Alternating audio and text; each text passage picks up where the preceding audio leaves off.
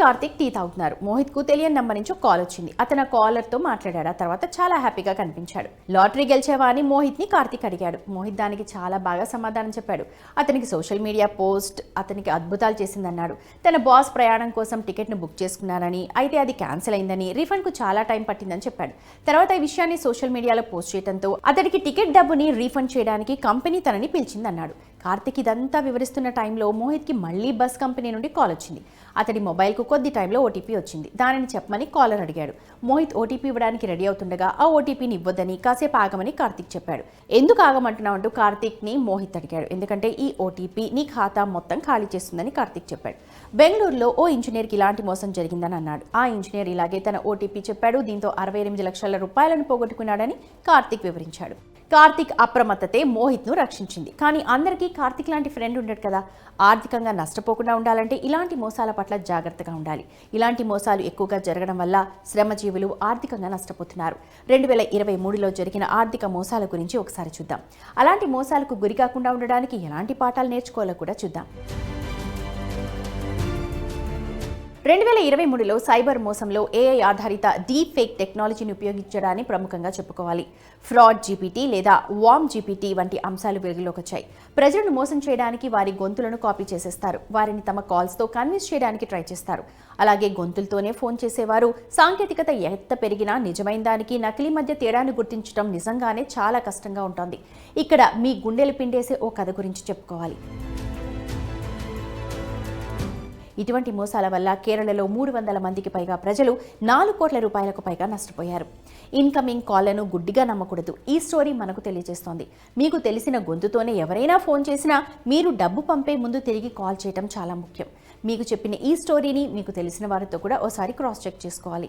Digital arrest fraud 2023లో ఇలాంటి మోసాలు ఎంతో మందిని టార్గెట్ చేసుకున్నాయి.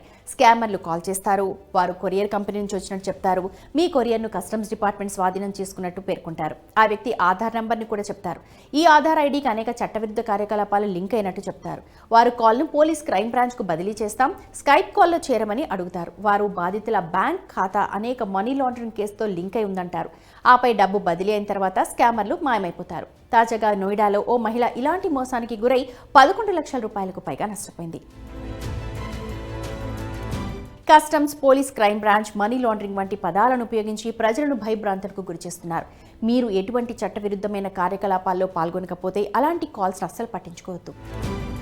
2023లో కొరియర్ సేవల స్కామ్ల లాగే ఉద్యోగ సంబంధిత మోసాలు కూడా బాగా పెరిగాయి. వర్క్ ఫ్రమ్ హోమ్ ఇస్తామని చెప్పి కొంతమంది కాల్స్ చేస్తారు.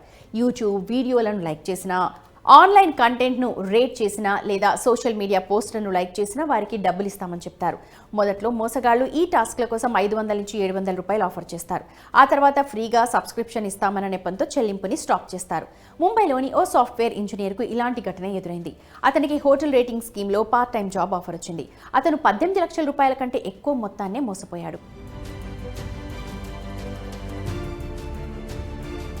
కరెంటు బిల్లు కట్టండి లేదంటే మీపై చర్యలు తీసుకుంటాం. ఈ సందేశం 2023లో చాలా మందిని ఇబ్బంది పెట్టింది. ముఖ్యంగా సీనియర్ సిటిజన్స్ను సులభంగా టార్గెట్ చేసింది.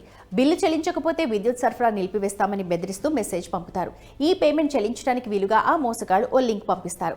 లింక్పై క్లిక్ చేస్తే థర్డ్ పార్టీ యాప్ ఒకటి డౌన్లోడ్ అవుతుంది. దీంతో నెట్ బ్యాంకింగ్ ద్వారా మోసపూరిత లావాదేవీలకు కోరి మరీ అనుమతిచ్చినట్టు అవుతుంది.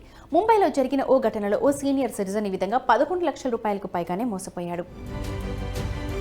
2022లో ఆన్లైన్ ఆర్థిక మోసాలు 2296 కోట్ల రూపాయలకు చేరుకున్నాయని హోం మంత్రిత్వ శాఖ పార్లమెంటరీ స్టాండింగ్ కమిటీకి తెలియజేసింది.